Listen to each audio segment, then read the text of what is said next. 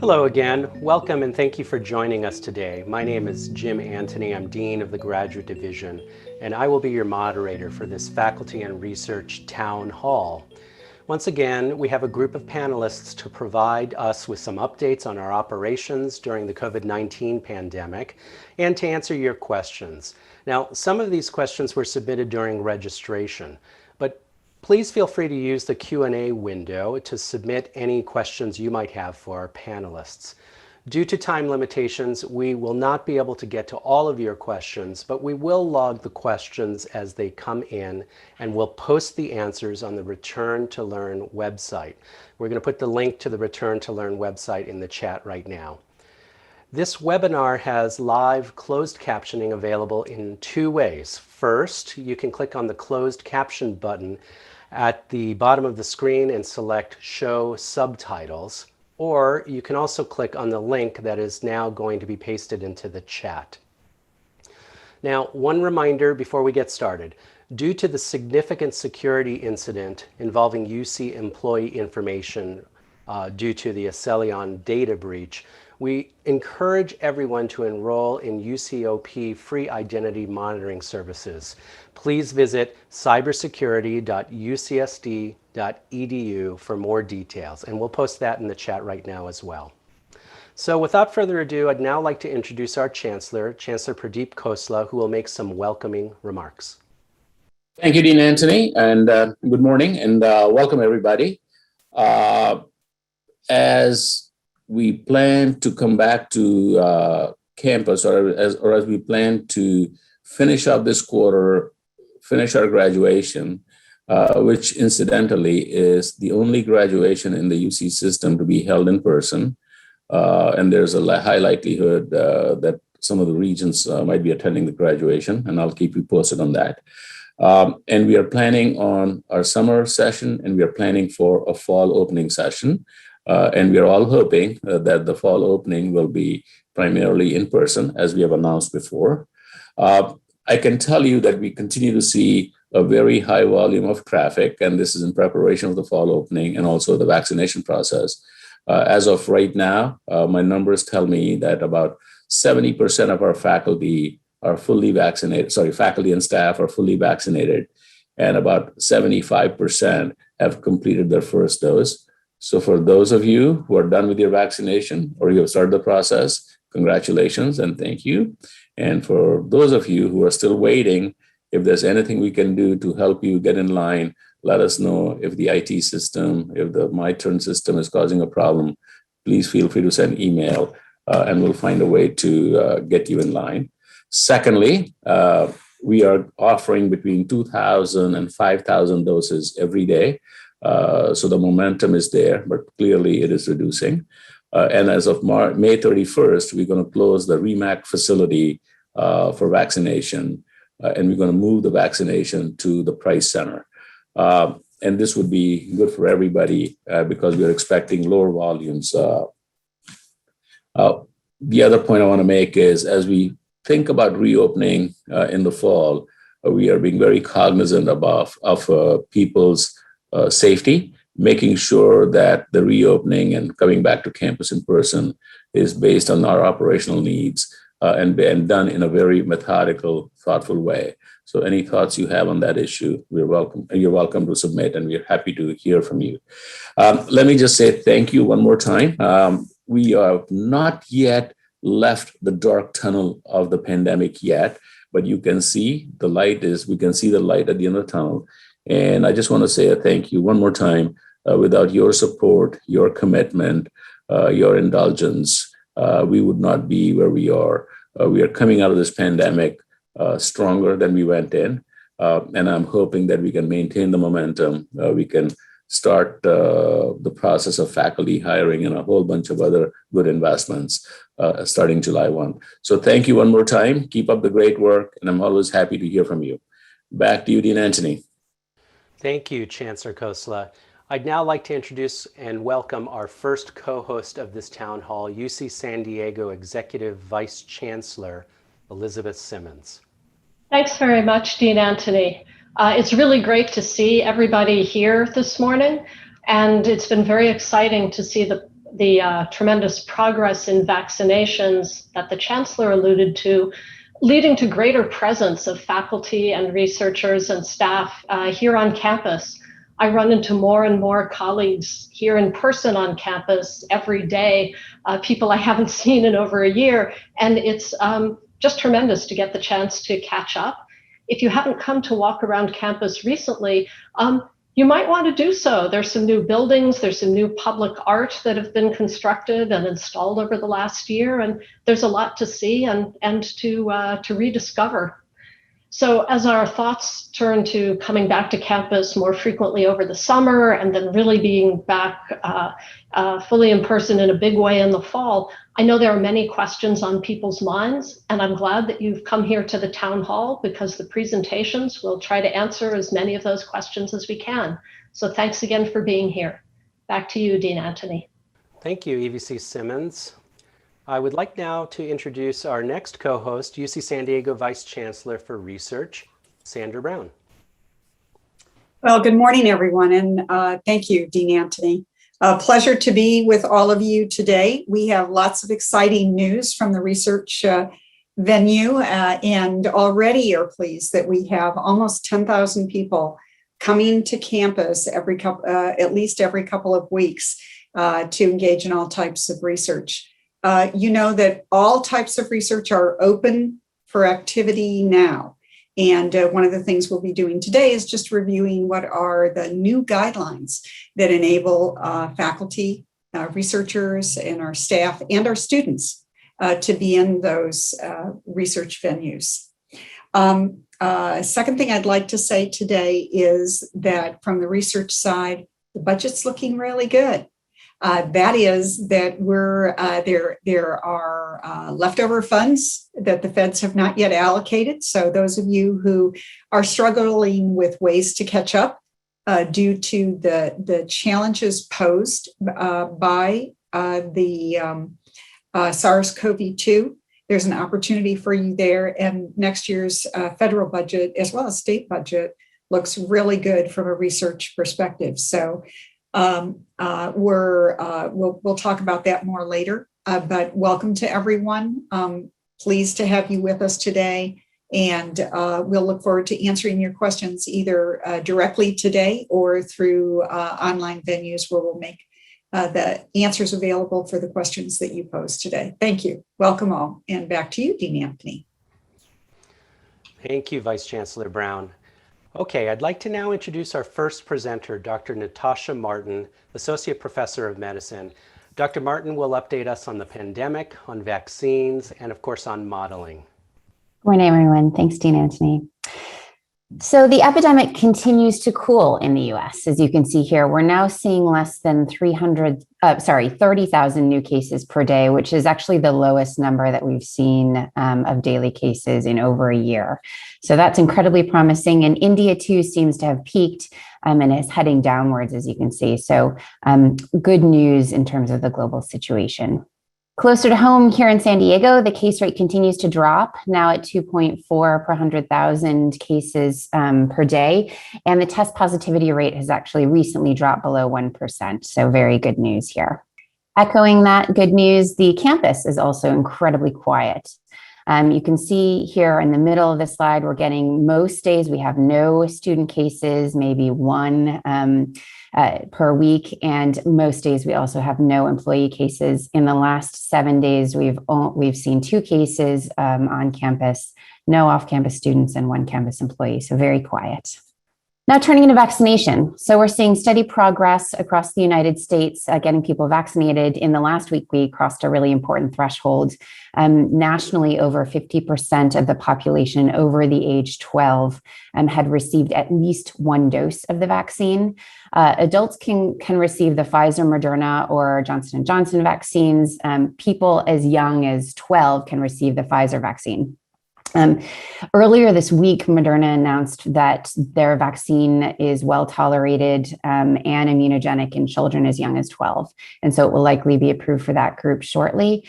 And studies of children between 2 and 11 are currently underway. But our best bet is that vaccines for that age will be available by later this summer. San Diego County is doing even better than the national average. You can see here 68% of the county has received at least one dose, and UCSD as a whole is in even better shape from the data that we have, 75 to 80% of our population vaccinated. So really good news. So turning a little bit to issues related to the variants of concern and their implications for vaccine protection. The formal definition of variants of concern is here. And the most important issues that get a variant classified as a variant of concern are looking at whether it's more easily transmitted, whether it's more likely to cause severe disease, or whether it's more likely to be less well covered by the available vaccine. So those are the three key aspects that we look at. So we've talked a bit in these town halls about the variants that were first identified in the UK and South Africa and Brazil. More recently, we've learned about a collection of strains that are three strains that are closely related, identified in India. Those are designated the B.1.671.1, B.1.671.2, and B.1.671.3. Those three variants have a number of critical mutations. One of them is a mutation in the position 484, which is circled here on this slide. And that amino acid is not exactly the same as the one that was identified in the strains first identified in South Africa and Brazil, but it has the same effect, which is that it makes the virus less well controlled with our current vaccines than the older strains. This slide just shows a general summary about our current view of the variants and their transmissibility, as well as susceptibility to vaccination. Compared to the previously dominated strains, all of the variants grow more rapidly and are more efficiently transmitted than the prior strains. As you can see here, the strain in California that was identified is slightly more effective at transmission, but not as efficient as the newer strains, so it will likely be outcompeted by these other strains. Each of these strains, but particularly the ones that have mutations in that position 484 that I mentioned, so the ones first identified in South Africa, Brazil, and India, have drifted immunologically from the previously dominant strain, and they are the most concerned in terms of vaccine efficacy. The mRNA vaccines, Pfizer and Moderna, cover all of these current strains quite well. And so that's the really good news. The mRNA vaccines are incredibly effective and only have a very small loss of activity against the new variants. The adenovirus vaccines, the J&J and AstraZeneca, do less well, especially against the strains identified in South Africa, Brazil, and India. But overall, as I mentioned, the mRNA is very potent against all these strains. And finally, in an effort to enhance our science-driven approach to decision-making, our team has currently undertaken some updates to our campus modeling to simulate the fall 2021 situation. The goal of this modeling work was to inform contingency planning for the fall. And so we used the modeling with plausible worst-case scenarios to try to estimate the number of infections and isolation housing need that we can anticipate on campus. So this model, just a reminder, simulates transmission among the full population of students, both on campus or off campus, faculty and staff.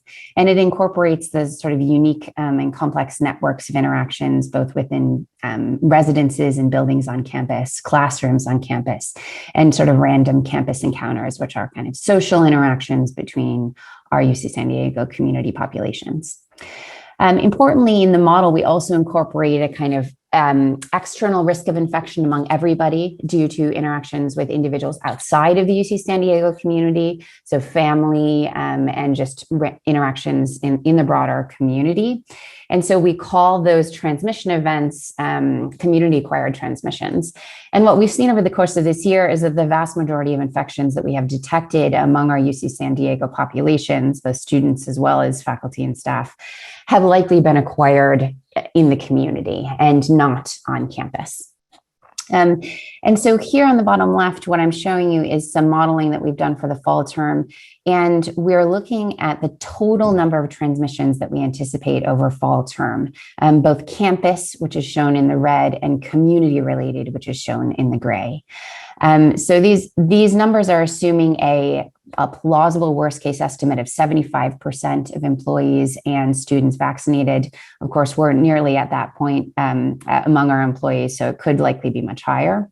But what you can see with these conservative estimates is that we anticipate that even with increased density, so shifting from singles instruction and singles density and hybrid instruction on the left, all the way up to doubles residences and full in-person instruction on the right-hand side of that slide.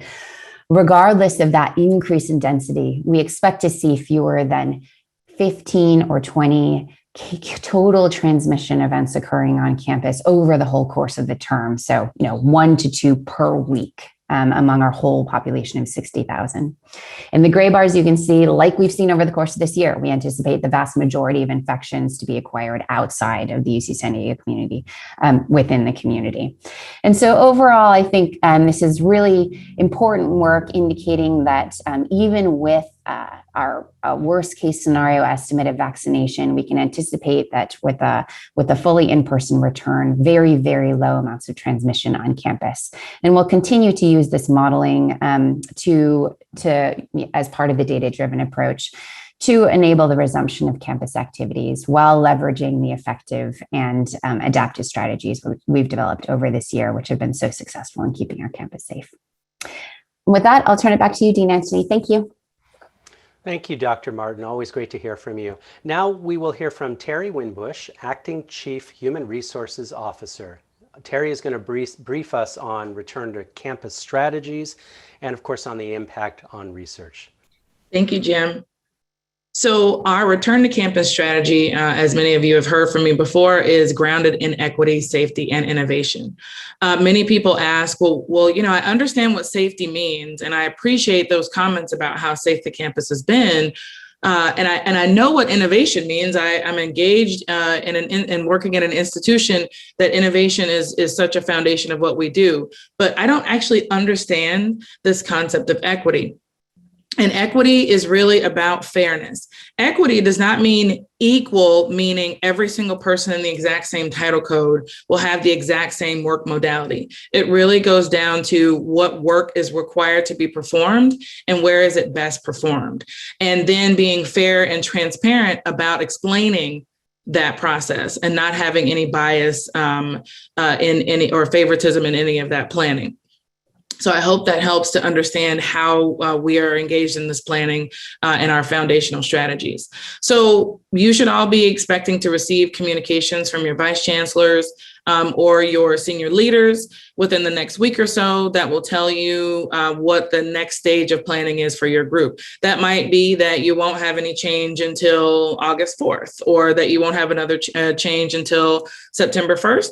It may mean that you won't have a change until sometime in July. And if that's the case, you'll get information about those changes and what that might mean for you. If you haven't heard anything, you're not coming back to campus on June 1st. So, or shifting your work modality on June 1st. June 1st is Tuesday. And I know there's a lot of anxiety, but if you haven't heard anything, that means there's no change yet and that you'll be receiving a communication soon. Because as a reminder, whenever possible, staff will get at least 30 days notice before they return to on-site work or have any shift in their modality. Many of you know this, but I think it bears saying, we have already demonstrated safety on this campus over the last 15 months, where we have had employees coming on site to campus at work every day. And we have demonstrated incredible safety in many ways. The campus has been more safe than other areas of the community. So this is not an experiment for those of you who will be getting notification of a shift in modality. We do know how to do this. It will be an adjustment, as all change is, and we can all do this together. Something that many of you should know is that we do have a return to campus support desk for all of your return to campus questions. And you can email that desk at hr@ucsd.edu. They are open Monday through Friday from 8 to 4. And we have a group of folks who are there to answer all the questions that you may have about return to campus. As was discussed a little bit earlier, and I know will be discussed some later, how this all impacts research is there are many staff employees who are in research. And a lot of this planning involves a lot of employees who engage in research.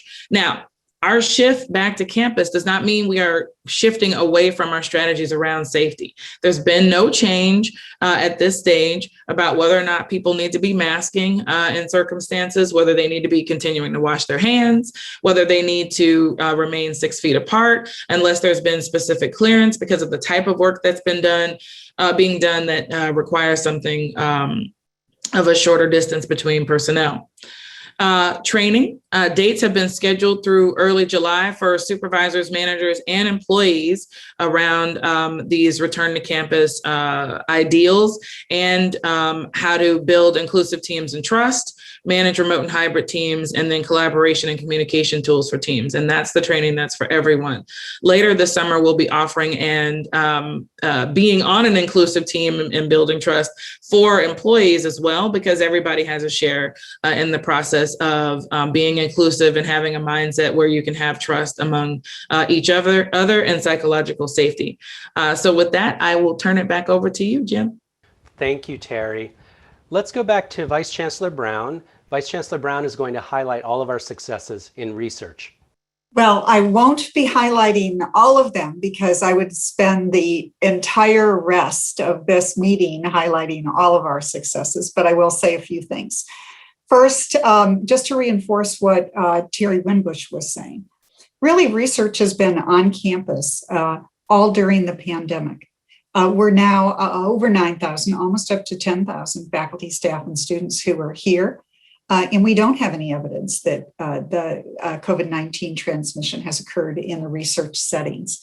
So we've been working and we've been learning new ways of working. So congratulations to you all. You've also been working very hard. We have about 500 COVID-19 applications that have been submitted either as new grants or to augment the work that you're doing, and already received $56 million in COVID-related research. Overall, the grant proposals have been up a lot, which means you've been working a lot. We have good news related to also to your efforts, and that's that we have a new Quali IRB system that's going to go live in July. This is really important because it'll make it easier for you both to apply for the human subjects research that you do, and it'll be easier for you to update and to deal with any modifications or changes that you have. And training's already available. I believe we're going to have our director of the IRB on to answer questions later. I also want to mention just very briefly that really the state and the national commitment for having research be part of the recovery here in the United States. There is a doubling of funding for DARPA. We have a new IARPA health unit. The NSF has established a new division that focuses on innovation and technology. These are all areas that UCSD researchers can take advantage of, and I encourage you to do that. Information about that's up on our website. And then additionally, as we always encourage, but this year especially, there will be funds, end of the year funds that may be available. So if you need augmentations to your project, if you need extra support for your graduate students, now's the time to get that type of information in, or those requests in. So we have good news that we have that new Quali system for IRB. That's on top of our Quali system that's already operating for grants. The challenging news, which is outlined in the next slide, is that there are new requirements unfolding for federal grant applications.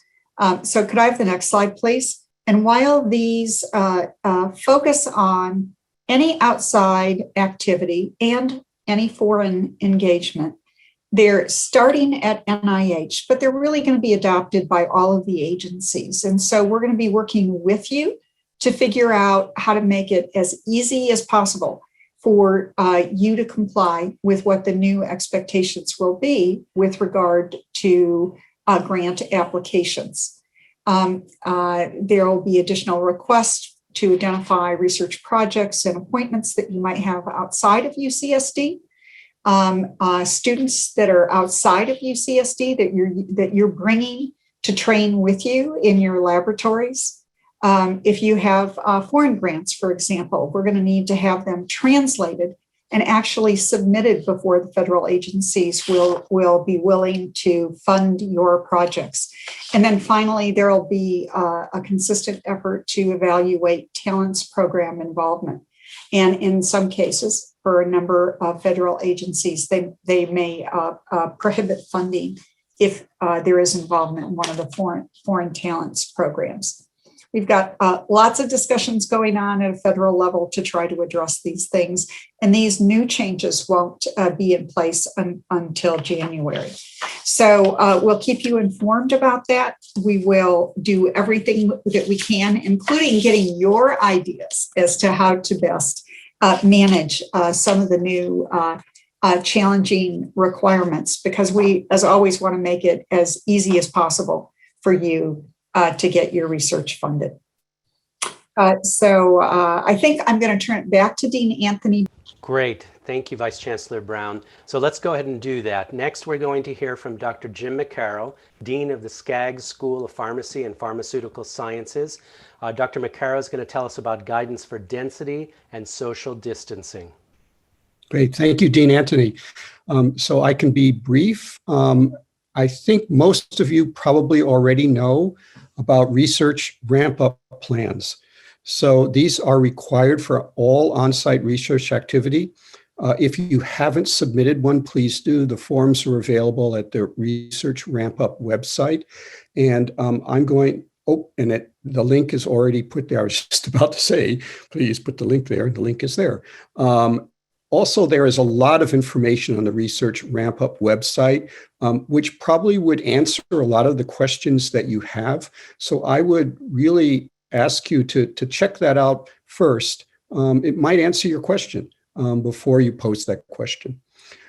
Important, as Vice Chancellor Brown indicated, there's been no transmission in research settings. This is great. And thanks to all of you for making sure that's the case. As a result, there is no longer any restriction for laboratory personnel based on density. In other words, you don't have to have 25% or 50% of your people in your lab. You can have people in your lab as long as they're listed on the research ramp-up plan. Okay, so the capacity of your lab is now only restricted by physical space in order to maintain 6-foot distance between personnel. Now, just to make sure you understand what that means, that just means if two people are working in the lab on a project, let's say one's doing a PCR reaction, the other's running a gel, they need to be 6 feet apart. Someone's working in the hood, someone's not working in the hood, they need to be 6 feet apart. That does not mean that, okay, someone needs to go to the restroom, they walk by someone else and they're not 6 foot apart from them. That's okay. That's just like a couple of seconds, right? So we're really talking about 6 foot distance and time, okay? So maintaining that 6 foot distance for projects that are going to go on for a while, okay? The other important thing is that even though the density cap has been, and the color codes have been eliminated, it's still important that we have safety mitigation in laboratories. So aside from the 6 foot distance, masks are still required, and symptom screening, which is that little email you get every day, symptom screening is required of all personnel. In addition, if you have unvaccinated personnel in your laboratory, they are still required to have COVID-19 testing, depending upon whether they're students or staff. That will dictate whether it's a weekly or biweekly testing. And finally, what about lab meetings? Okay, so meetings are still restricted to 10 people indoors. They have to be masked and they have to maintain 6 foot distance. Okay, so if your lab is bigger than 10 people and you still want to have a lab meeting, well, you might have to split that into 2 lab meetings, okay? Because the limitation as of today is still 10 people. So this is just a couple of slides that highlight the CDC recommendations color-coded for your benefit. So on the right is fully vaccinated people. On the left is unvaccinated people. Okay, so you can see that pretty much anything is cool for fully vaccinated people. And remember, these are CDC recommendations. There's always a question that comes up that says, well, why are we more restrictive than the CDC? Well, these are CDC recommendations. They are not CDC mandates. They're not CDC strict guidelines. Those are imposed by each state. Okay, so each state will look at the CDC recommendations and will decide on their own mandates. Now, as many of you know, just reading the newspaper, the state of California is somewhat more restrictive than other states, okay? And you've probably also heard that many of those restrictions will be lifted on June 15th, okay, if things continue to go well. However, even the state realizes that the final mandates, okay, are by county, okay? So we are dependent on the county of San Diego for these restrictions, okay? So we have to follow their guidelines. And that's why sometimes there can be a disconnect between the guidelines, mandates, restrictions from the county of San Diego and the recommendations from the CDC, okay? So I'm not going to go through each of these. They're pretty straightforward. You can look at them. This is being recorded. You can look at it again on the Return to Learn website. Next slide, please. This is just the final bit of that. One thing I would point out, if you look at the second from the last, it says, eat in an indoor lunchroom, 6-foot distancing, okay?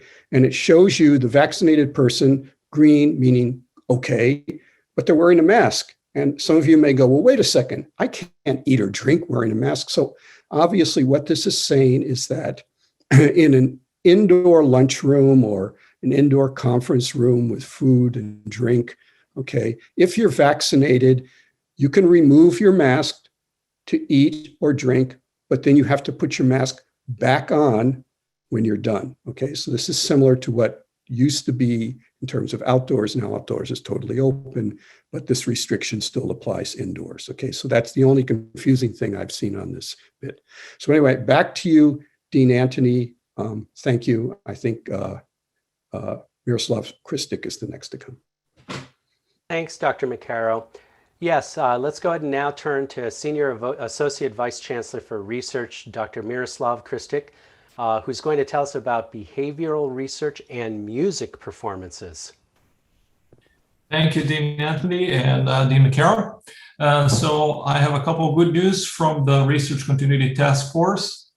The first one is on behavioral research. So all in-person activity, including focus groups, interviews, and so on, are now allowed, subject to the standard restrictions on social distancing, the masks being required, and symptom screening being done 2 weeks prior to coming to campus and on the day of the visit to campus. All these rules and restrictions apply also to misbehavioral research. On the music performances, the ensembles up to 10 persons are permitted. This is the same rule that applies to research meetings up to 10 persons, subject to the mask wearing and 6-foot distance rule. The masks should be worn by all except for those who are performance using the mouth.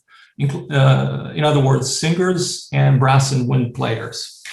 The distancing rules slightly differ for different musicians. The largest distance of 15 feet applies to singers because research shows that those are actually the highest emitters, and the higher the voice, the higher the emission. The sopranos are the highest emitters. Trumpet players, brass players, wind players, they need to keep a distance of 10 feet. The distance among dancers is to be no less than 12 feet. And all other instrumentalists need to keep a distance of 6 feet. There is such a thing as masks for brass and wind players. Those are recommended, as is masking for singers. The additional details are contained on this link of the Research Ramp Up website. And back to you, Dean Antony. Thank you so much. Now we're going to turn to Michael Korn, Chief Information Security Officer, who will tell us about cybersecurity certification. Thank you very much. I don't think this crowd would be surprised by much of what's on this slide. Most of you, or I hope all of you, have heard about the OP data breach. Sadly, if you look at the items that are on here, every one of these affects our community, and every one of these are fairly recent. So we live in a world where the nature of the attacks against not just the campus, but specifically our research and our researchers are becoming more sophisticated, more common. The good news is that the campus does adapt how we approach cybersecurity in response to events like this. And we do have some initiatives focused specifically to help researchers tackle some of these challenges. So I want to mention three things very quickly, and then I'll dive into a program we've put together specifically for researchers. We are retiring our support of the legacy Sophos antivirus product. Many of you are probably running this. We've used it for years. If you go to antivirus.ucsd.edu, you can see we're moving to a new contemporary anti-malware solution, much more effective. All of you are probably affected by the change to putting multi-factor authentication in front of email clients. Now, I appreciate that this was incredibly disruptive, and I apologize for that. Under normal circumstances, a change like this probably would have taken 3 months. But just as when you go to the doctor and you say, my heart, something's wrong in my chest, I have some heart pain, you're in the emergency room very, very quickly. When we make a change like this, and we do it on the time frame we did, basically 5 days, it's because we're in that kind of situation. So I apologize for how disruptive that was, but I hope everyone appreciates the urgency. Sometimes we have to move like this. Because a lot of the attention on research data stems from the risk of ransomware, it's critical to point out the issue of data backups. And I put on here a link to a website that we run on campus that provides a pretty comprehensive list of data backup options available to you, both most of which are fee-based. We are going to be revisiting this list and marking each option for its resilience to ransomware. But no matter what we do to prevent ransomware, these kinds of events will take place. And the single best preventative is to have solid backups that are resilient to ransomware. Remember what happened at UC San Francisco? The hackers actually went into the research environment and deleted their backups. And that's what really resulted in the campus having to pay a ransom. But we do have another program, and you can see the overview of that at assure.ucsd.edu. I see someone has posted the link in the chat as well. Go to the next slide, please. So we actually have two programs going to support research. We're trying to tackle this from two directions. The one I'm going to talk about in a minute is the cybersecurity certification for research. Basically, that's an attempt to understand and document better who's doing what research and where they're doing it, and to provide you with very, very lightweight tools to increase your resilience from cyber attack, which will go a long way to improving, for example, reproducibility of your data, and to prevent your scientific workflows from becoming unavailable due to cyber attack. At the same time, we have a much more aggressive program to tackle some new Department of Defense requirements around cybersecurity. That's the Cybersecurity Maturity Model Certification.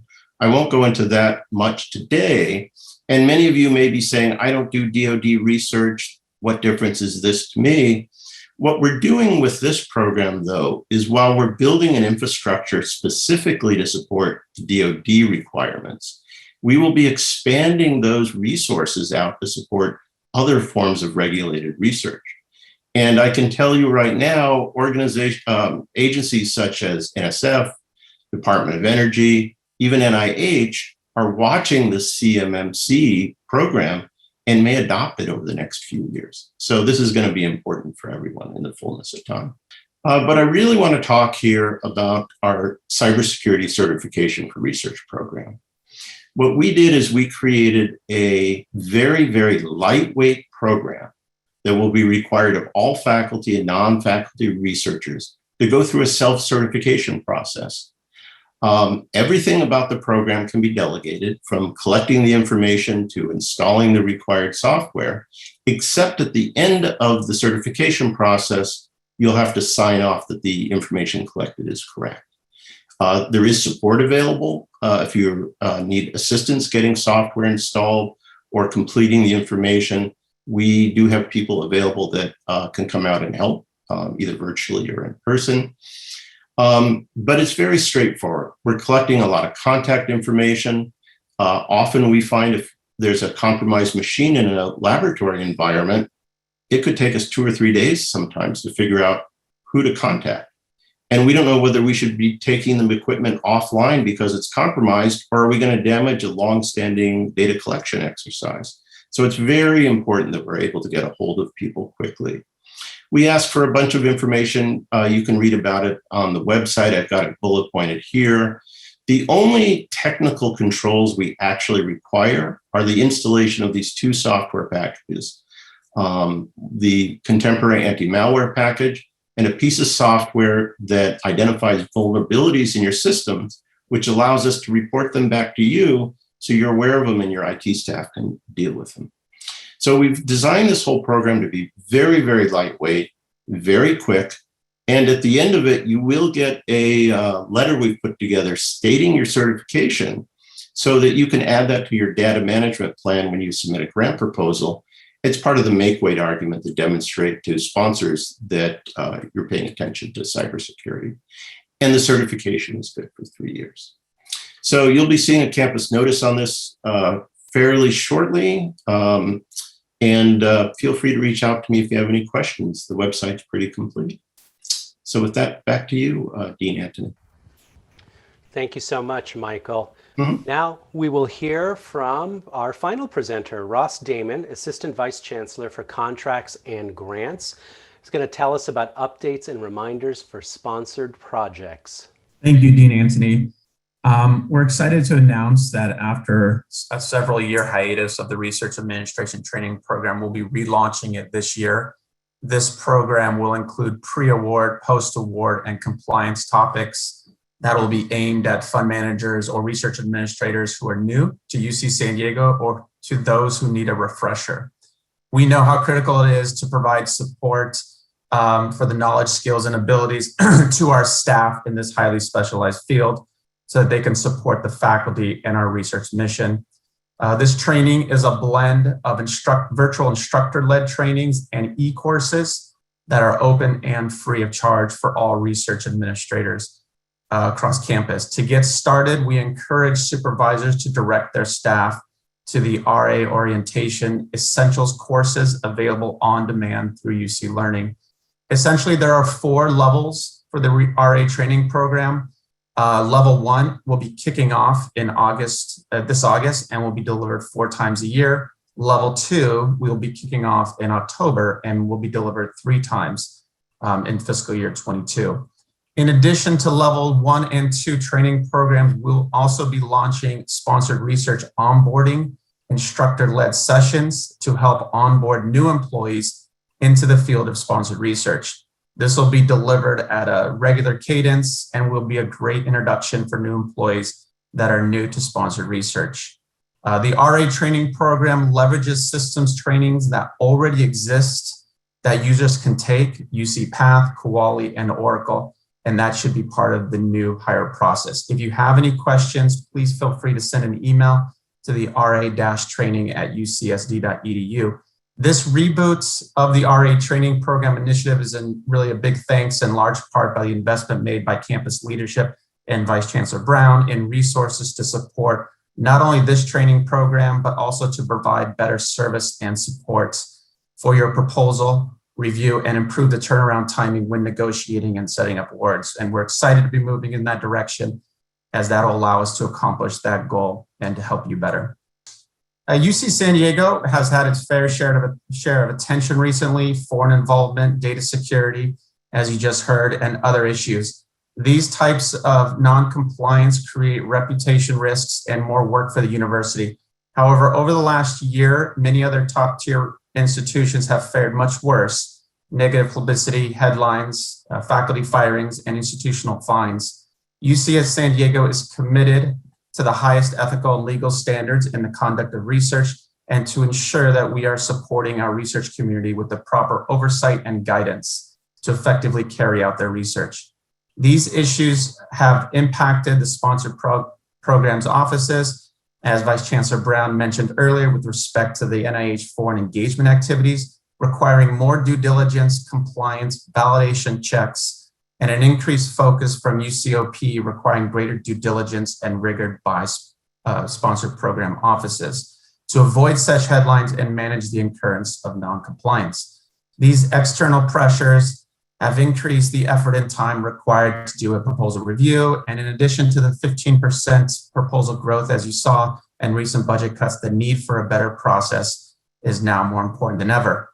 So the 14.5 and 2 focuses on 2 key indicators to help address the challenges and provide the sponsored project offices with enough time to do the review. Create the proposal in the quality system 14 days before the deadline and route the proposal with the required elements to the contracting grant officer 5 days before the deadline. And then provide the final draft of the research plan to the contracting grant officer 2 days before the deadline. These guidelines are consistent with other top-tier research universities and will help to alleviate any concerns faculty have about proposals potentially not being submitted on time. We've developed a dashboard for campus leadership to assess how they're performing relative to these indicators. The goal for each of the departments is to achieve 100% compliance against these key indicators by July 2021. Currently, the campus rates, as you can see, are for the 14 days, 38%, for 5 days, 39%. These numbers have increased significantly from last year when they were 12% and 5% respectively. We greatly appreciate all your efforts you have made to ensure UC San Diego's commitment to the highest ethical and legal standards, as well as a top 10 research institutions. If you have any questions or concerns, please feel free to contact me. Thank you, and back to you, Dean Antony. Thank you so much, Ross. Okay, now it's time to move to the question and answer segment of our program. I'm going to invite all of our panelists to turn on their video. They will be joined by Committee on Research Chair Victor Ferreira and AVC for Resource Management and Planning, Steve Jackson. Here's how this is going to work. So during registration, attendees had an opportunity to submit questions for all of the panelists to answer. We have selected some of the most popular questions for the panel today. Now, if you have a question, please use the Q&A window to submit additional questions during our session, and our panelists will do their best to provide answers. Of course, due to time limitations, we may not be able to get to all of your questions today. However, we will do our best to post answers to the questions in the FAQ at returntolearn.ucsd.edu. We're going to go ahead and post that link for you once again. All right, so now we're going to turn to the first question. And this one is for AVC Jensen. What will summer instruction look like this year, and what kinds of activities will be allowable on campus during this summer? Thank you, Dean Antony. So summer classes are going to look very similar to what we've seen this spring. The same restrictions, the same safeguard. The vast majority of summer classes will be remote, but we have some 80 classes in person. Almost 12,000 UC San Diego students have signed up for summer classes. That's a huge number. And that includes almost half of our seniors. So it's clear that summer is a very important part of their academic journey. In terms of other activities, we have an extensive research opportunities program with students in person and remotely. And we will have onboarding programs like Summer Bridge coming back either in person or hybrid. Okay, we're going to stay with you, AVC Jensen. A second question, similar. What will fall instruction look like? Will instructors be required to offer hybrid or virtual offerings for their in-person courses?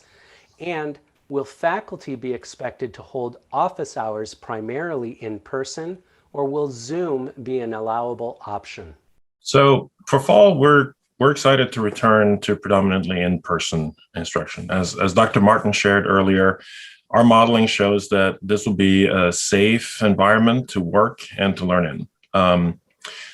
While we will need to have some remote and hybrid classes to accommodate students whose arrival is delayed due to visas or travel restrictions, we also understand that some faculty may be unable to teach in person in the fall. Decisions on how to best serve our students and our faculty are going to be up to the individual academic program. In some cases, a class may be taught as a hybrid. In others, a class may be split into two, each using a different modality. Where possible, we're trying to make sure that faculty aren't asked to do double duty by trying to serve two very different modalities at the same time. As to office hours, that's a really interesting question. We really encourage faculty to decide how best to support their students. Remote office hours may be great. They can increase access. They can increase the kind of hours that students can reach you for. But in some cases, that personal touch, that personal interaction will be very important. And it really will be up to faculty to decide what the appropriate interaction or the appropriate mix of the two works for them and for their students. Thanks so much. Okay, let's turn this question to EVC Simmons. Will masks and social distancing be required for all undergraduate courses, regardless of enrollment size? Thanks very much for the question. We are waiting to make a final decision about masking in fall classrooms until we see the anticipated update to state guidance, which we think is going to come out in another couple of weeks, to see what the state guidance is for higher education, because all along we've tried to very carefully follow what the California Department of Public Health has been issuing as public health guidance, and the county has generally been very closely aligned with that. So we said back in February, back before there was widespread vaccination, before we knew when widespread vaccination would be possible, and based on the CDC and California guidance back in February, that we anticipated that masking would be required in the classrooms. And now with widespread vaccination, as you've heard from Dr. Martin, already 75 to 80% of employees are vaccinated, and similar numbers for the students who are local that we know about. We no longer know whether masking will need to be required for fall classrooms. However, we know that we have to make a decision by about the middle of June, because July 1st is when some final decisions about classroom modalities are going to be made by academic programs, as ADC Jensen said. So we'll be giving an update in a couple weeks to give enough time for everyone to know exactly what the answer is before they make their final, have their final conversations with their departments about modality. A long answer, but that's because it's an evolving situation. Thank you so much. The next question we are going to pose to Vice Chancellor Brown and Interim Chief Human Resources Officer Winbush. Can we maintain mask mandates in our own labs even when or if campus-wide mask mandates are removed? Why don't we have VC Brown tackle that question first? Sure, thank you. And what an important question, because it really goes to the heart of the anxiety that many faculty and staff, researchers, and even students feel if they're not vaccinated. We want this to be a safe environment, and I just want to put the context for this, and then I'll turn it over to both Terry Winbush and maybe Elizabeth Simmons would like to comment on this as well. But just to remind people, we already have 75% of folks on our campus vaccinated. It's a safe environment. We heard that from the prevalence information that was presented earlier by Natasha. We've essentially reached for our faculty and our on-site staff already herd mentality or immunity. And that's important to remember. It's a safe environment.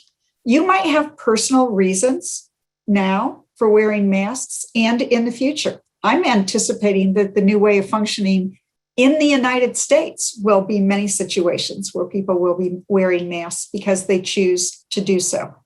And individuals that come to campus, we require that they meet the requirements of our campus to maintain that safety. That's whether these are delivery people coming and bringing things for the academic mission or the research mission, or whether they're research participants coming onto campus or volunteers coming onto campus. So I want to just create the context before we hear the rest of the response to this hypothetical that we are a safe environment.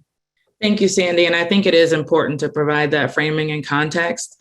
The thing that I will say is we don't want to have individualized labs or, and I know, Elizabeth, you can speak to, we don't want to have individualized classroom rules so people don't know how to operate from one space to the next. It'll be very difficult for folks to understand if there's a requirement in one classroom or one lab, and then they have to walk across the hall and there's a different requirement there. It'll be very difficult to function in that way. But the bottom line is it's unnecessary. The way that we need to start shifting our minds is to taking care of ourselves. So if you are unvaccinated, wear your mask.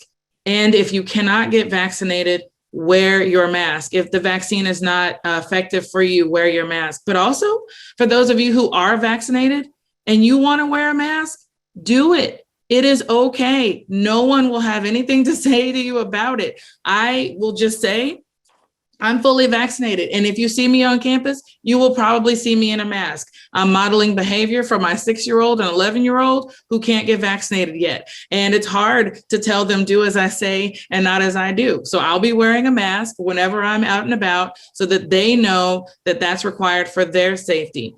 Do what is best for you and do your best not to worry about others. I know that is hard, especially with something as scary as COVID has been for us as a continent.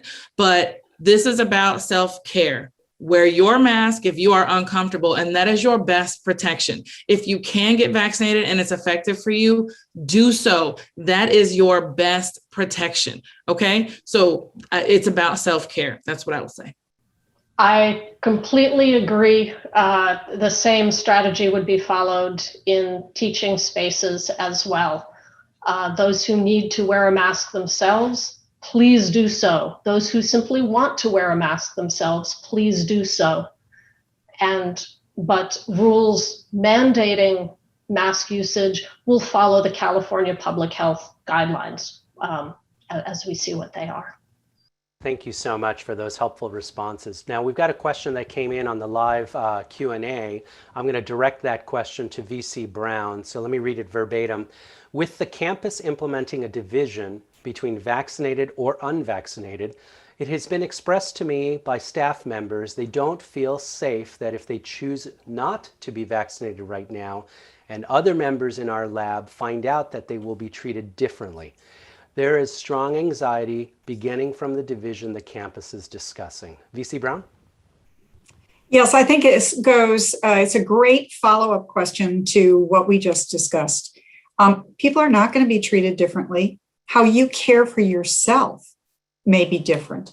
but whether we're talking about what's expected in the classroom or what's expected in the work environment, we expect people to be treated fairly, with equity, and in alignment with the safety standards that we use on campus. So we're not going to mandate something that's not required, and we're going to support a safe and healthy environment.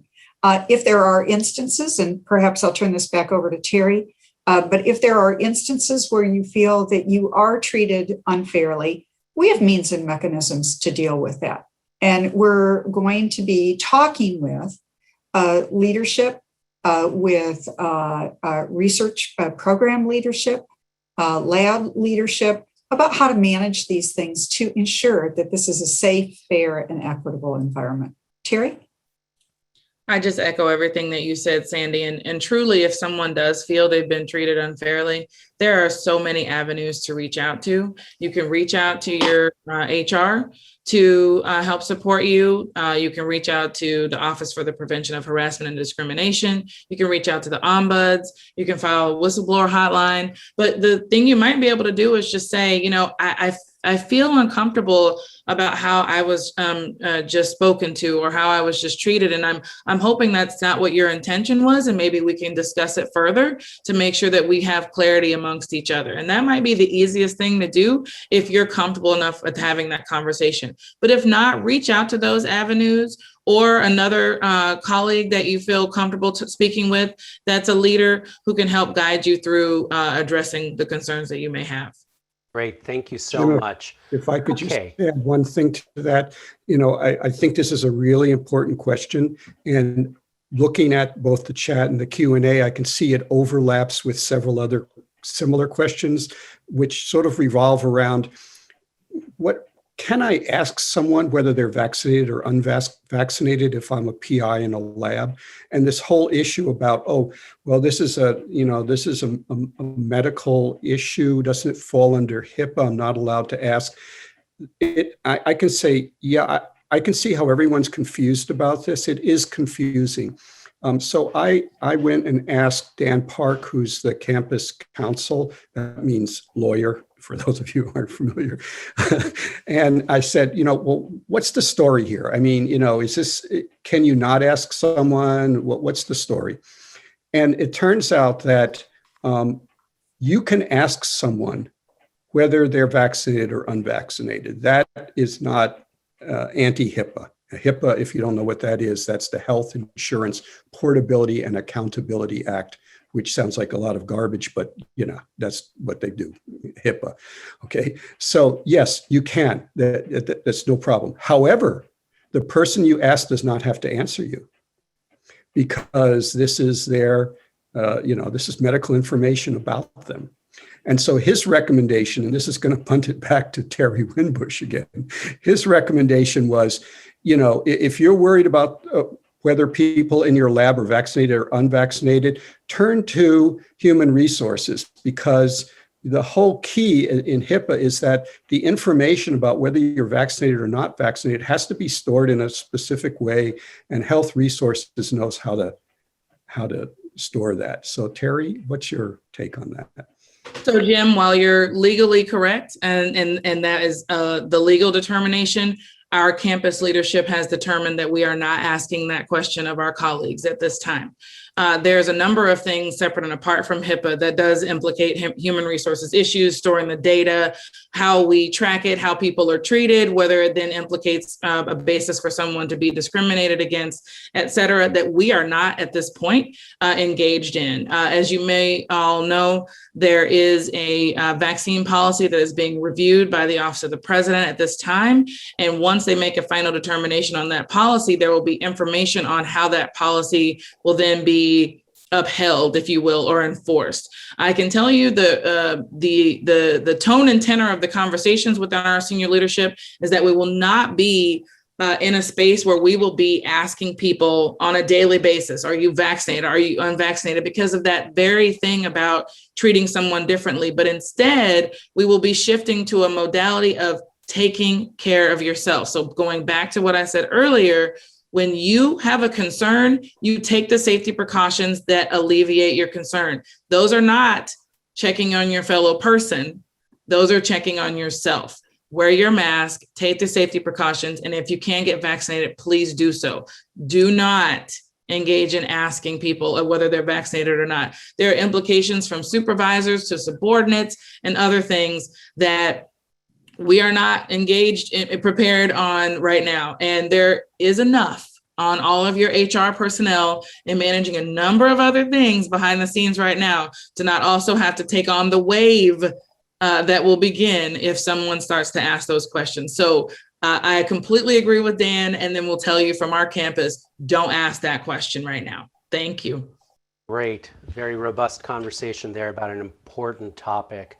Let's slightly switch gears here. I'm going to direct this conversation to EVC Simmons and AVC Jensen. Here's the question. Will students be required to be vaccinated? And if not, what if we don't feel comfortable teaching in a classroom? So let me take the first part about vaccination requirements, and then AVC Jensen can remind us of the options that instructors have. So the University of California has been saying steadily for a number of weeks now that it intends to implement a vaccination mandate for all students as soon as there are vaccines that have full FDA authorization. And at the moment, no vaccines have such authorization. However, Pfizer, as you will have seen in the news, did apply already for FDA authorization, and Moderna has announced it's going to soon. So it seems, according to what my medical colleagues have told me, it seems likely that we will have vaccines with full authorization before the fall, in which case the UC mandate will kick in, and there will be a requirement for all students to be vaccinated to be on campus. Naturally, as with any vaccination mandate, there are always some very limited exceptions, say for health reasons, for example. But we can anticipate that there most likely will be a mandate in force for fall. So to answer the second part of the question of what do you do if you feel unsafe? So the Senate has granted a waiver to the remote or the distance learning policy for fall. The process is that departments can start switching modality of courses starting July 1st. And they can do that because they need to address faculty concerns or limitations. Not everyone will be able to take the vaccine because of underlying medical conditions, et cetera. As well as our need to support students who either are unable to join us because of visas or travel restrictions or issues like that. So there will be an adjustment period. And this is why we're keeping a very careful eye on all the latest guidance around masking. We're keeping an eye on vaccination rates, et cetera, so that before that deadline arrives, we can present campus, we can present our faculty with the best and most updated information about what we think conditions are actually going to be like in the fall. Great, thank you, both of you. Okay, this is a question for AVC Damon. What do department chairs have to do in quality proposal as part of the pre-submission process? Yeah, that's a good question. So as part of the effort to streamline and expedite the proposal review process, only proposals that contain new space, needing a PI exception and or have cost sharing will be routed to the MSO and the department chair for approval prior to submission. Department chairs will be notified from the quality system asking them to review and approve the proposal as part of the routing process. Once those approvals have been made, next it will go to the contracting grant officer for review and submission to the sponsor, which is why earlier when we spoke about the 14, 5, and 2, it's so important because that can tie up the proposal process if it's not approved timely. Now, for proposals that do not contain new space, needing a PI exception, or have cost sharing, neither the MSO or the department chair will need to review or approve these proposals. And so approximately about less than 5% of our proposals have new space, cost sharing, or needing PI exception. So that means that the department chairs will not need to approve approximately 95% of their proposals, thereby helping to expedite the process to ensure it gets to the contracting grant officer on time and submitted on time. However, if you are a department chair and SIO, for those proposals that do not include a new space needing a PI exception or have cost sharing, you will receive an email from the quality system requesting your acknowledgement of the proposal.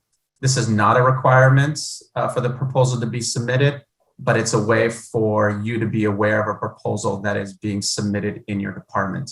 So there are slightly differences for general campus and health sciences compared to SIO. So I would encourage you to, if you have any questions, contact your sponsored project office. Thank you so much. Okay, this next question I'm going to direct to VC Brown. What are the guidelines and restrictions for non-bench work research staff coming back to office work? Oh, good question. This really is about research staff because the guidelines are the same, whether it's bench work, whether it's non-bench work, whether you're doing creative and performing arts. All of the research staff will go through the same process, the same decision-making process that we use in the return to campus process, guided by HR. So staff will be treated fairly and equitably across all of the sites in which they work. We'll be rolling out, HR is rolling out some guidelines to assist those who are making the decisions in their units to help them with those decisions. So Terry, I don't know if you'd like to say anything else about that, but the bottom line message is really it's same for all staff, whether it's research or academic. We're going to follow the same guidelines. I just say that that's accurate. Thank you, Sandy. I appreciate it. Okay, wonderful. So Terry, while you're there, we've got a couple of questions that are going to be coming your way. So let's talk about the first set of questions. Will staff who have worked effectively from home be allowed to continue to work remotely? Will there be reconsideration or will there be consideration for employees returning who have health concerns? Let's start with those. So the first thing I'll say is there's always a concern for employees who have health concerns, and we have a disability counseling and consulting unit that can support them, whether it's regarding returning or shifting work modalities or in their current work modality. So always feel free to connect with disability counseling and consulting or work with your HR to make that connection so that you're always being supported regardless of what your work modality is. As to the first question, it's a loaded one, right? The question is, if I feel like I've been doing a good job at home, why would I ever come back? That's essentially what that question is. It's the question that people send me in my inbox. And the short answer is most folks will have some form of flexibility, whether that is hybrid work, whether that is a shift in their work schedule, whether that is a shift in the core hours of their department. Most folks will have some form or shift in flexibility for the work that they've been performing. Now, will that mean that you who've been at home for the last 15 months will continue to be home in perpetuity? Probably not, but possibly if that is appropriate for the work that you do and appropriate for the needs that we have for the operation. So the key is don't just assume that your supervisors, managers, and senior leaders aren't thinking about you and how great things have been over the last 15 months. They absolutely are. And these are very important conversations. What's also important is what our overarching mission is regarding our students and having a vibrant campus and making sure that we have those connections that occur in person. So all of those things are being balanced. You should not envy your leaders in the decisions that they have to make and the assessments that they have to do. But I can assure you they're all thinking about you and what your requests are and desires are as well after they assess what the operational needs are. So we're working closely together. I know that I've talked to many many of the folks that you all are seeing on camera right now, and they are speaking with their hearts as we are going through this process. So please know that everyone is trying to do the best for the organization and for all of you, because we do want you to be successful and to be able to focus and have that work-life balance while also maintaining a vibrant campus and meeting our operational needs. So that is not an answer directly to your person's question, but I think it covers it. Great. Well, let's keep you on stage here for a minute because there's another question. Here it is. Will there be a ramp-up time for staff to return to work on campus?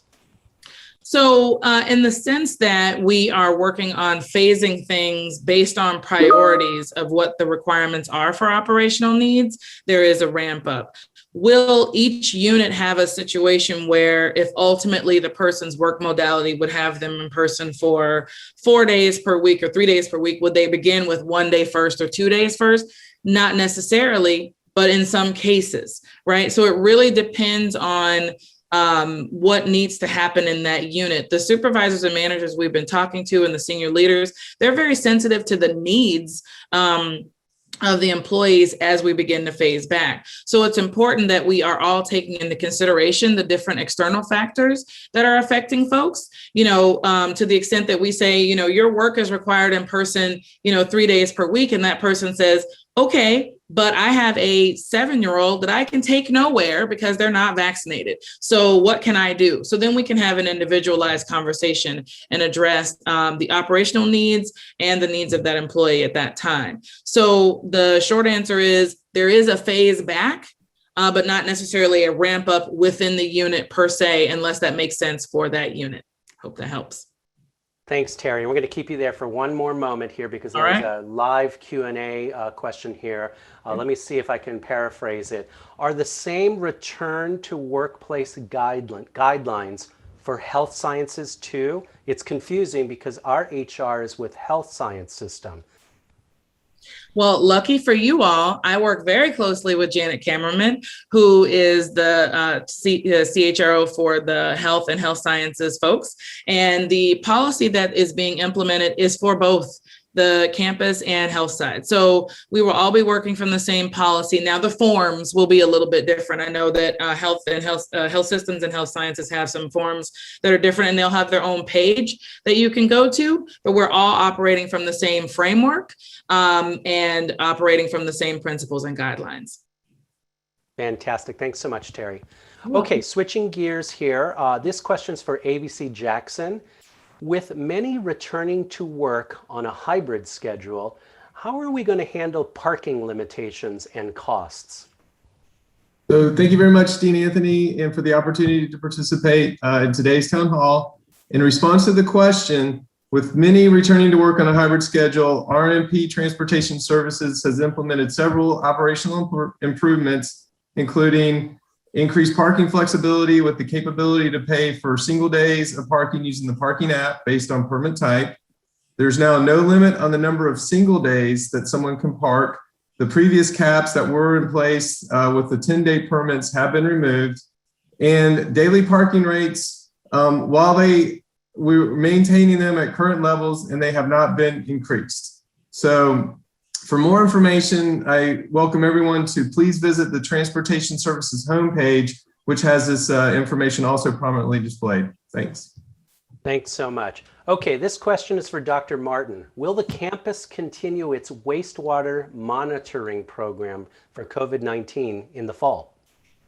Thanks. Yes, we do plan to continue the wastewater monitoring program. Just a quick update. We have 126 wastewater samplers that collect wastewater from over 340 buildings on campus. Those wastewater samplers are collected and processed every day, 7 days a week for the residential buildings, Monday through Friday for the non-residential buildings. We don't have enough flow on the weekends to do weekend collection. All that information, the results are processed daily, and it is shown on the daily website. And I would say, our daily dashboard. And I just want to mention that the analyses that we've done over this year indicate that the wastewater is highly sensitive in detecting even asymptomatic infections, detecting sort of 85% of the infected cases that we see, individuals we see on campus in the wastewater.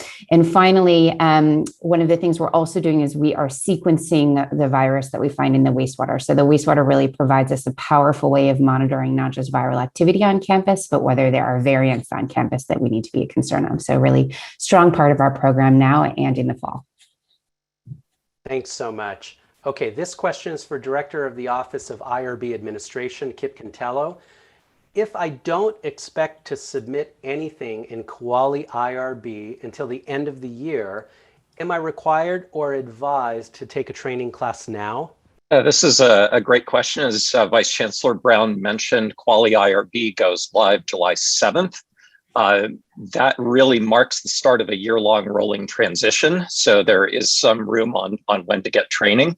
You'll benefit most from training now if you plan to submit new studies, for example, in July or August, so in the coming months, or if you have existing studies that expire around September or October, and that will need to transition to Quali IRB.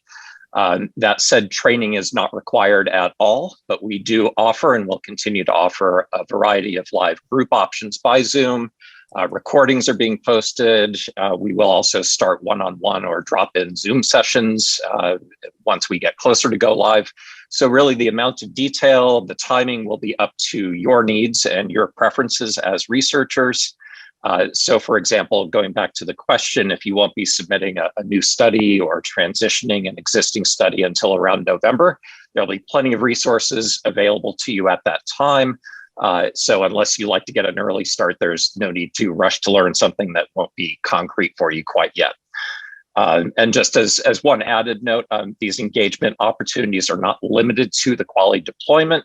With the ongoing transformation of our office, we have been and will continue to expand our communication channels and demystify our process.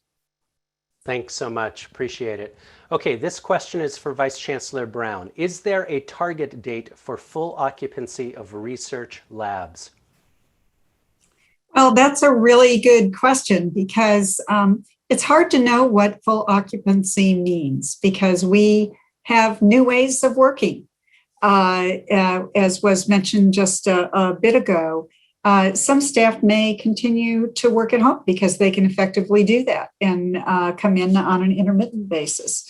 So if the question put more broadly is when will all restrictions be eliminated related to the risk for SARS-CoV-2, your guess is as good as mine. We will, as a campus, be dealing with that together. Currently, what our approach is to be maximally convenient and to allow each of the investigators to have the most flexibility that will afford them to get the largest amount of work done. So our hope would be that we will be up to full capacity, even if every single person isn't there every single day. We're anticipating that not to be the new normal. So if you can find ways, and we're happy to talk with you about strategies for sequencing and organizing the work that you have. If you can find new ways to engage your staff and to get work done, some of which can be done offsite, some of which can be onsite or with flexible schedules. We'll do all of that because we want you to be able to do the work that you want to do in a research setting. Thank you so much. Okay, we've got a question here for ABC Jensen. Where remote teaching and learning has been effective over the past year, will that model be supported going forward? That's a great question. We've certainly learned a lot over this last year, and some of our faculty and some of our students have struggled in this shift to remote, but for many, it's actually been a boon for learning. And where possible, we want to continue to support and encourage that. So, for instance, the Teaching and Learning Commons will, going forward, actually have a broader set of offerings around student support, tutoring, et cetera, remotely, because we've seen that more students take advantage of those opportunities and we can have more flexible hours. I know that there are many departments that are looking at shifting discussion sections to make more of those remote or hybrid or things like that. Now, teaching modality is under Senate purview, and there are lots of discussion going on right now about how we define remote teaching and the amount of flexibility that exists. And so I encourage all of our faculty who are interested in that to be engaged in that conversation, and we'll figure out how we grant this kind of flexibility where it makes sense. Great, thanks. A question that we'll pose to you, Carlos, as well as to EVC Simmons. For those of us who have large groups of TAs teaching sections, can the TAs decide whether their sections will be taught remotely? This really needs to be an academic program decision. We understand that there are going to be folks who are either unable to or hesitant to teach in person, but what needs to happen is that we need to try to match the needs of our faculty and TA to the needs of our students.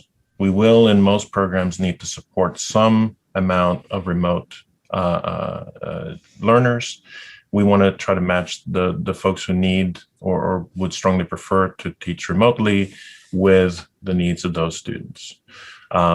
So it's not an individual decision made in a vacuum. It really needs to be a departmental decision. EVC Simmons?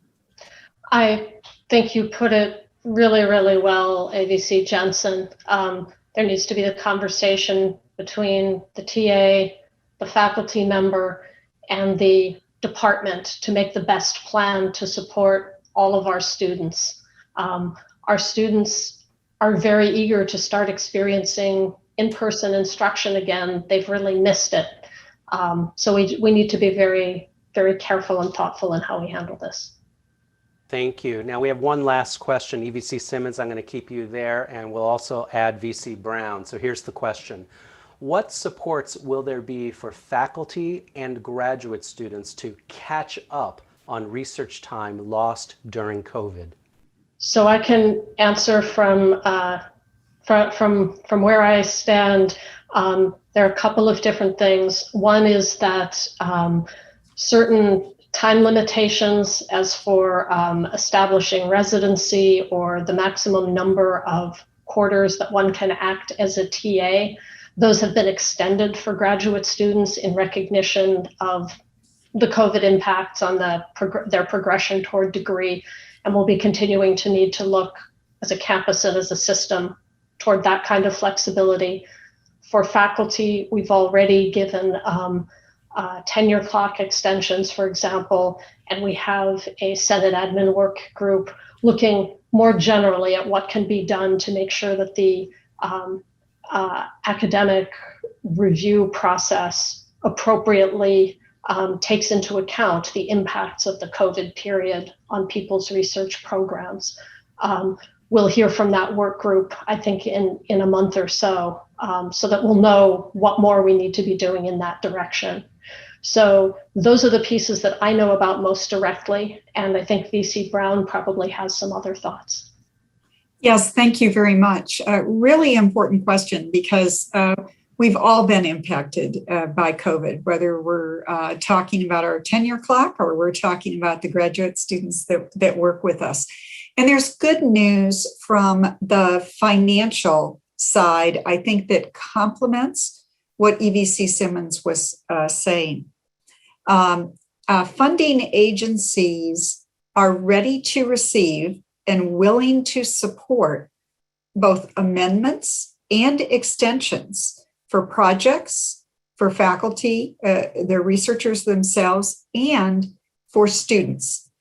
They're very supportive of this. I've spoken with a number of directors of federal agencies with this in mind.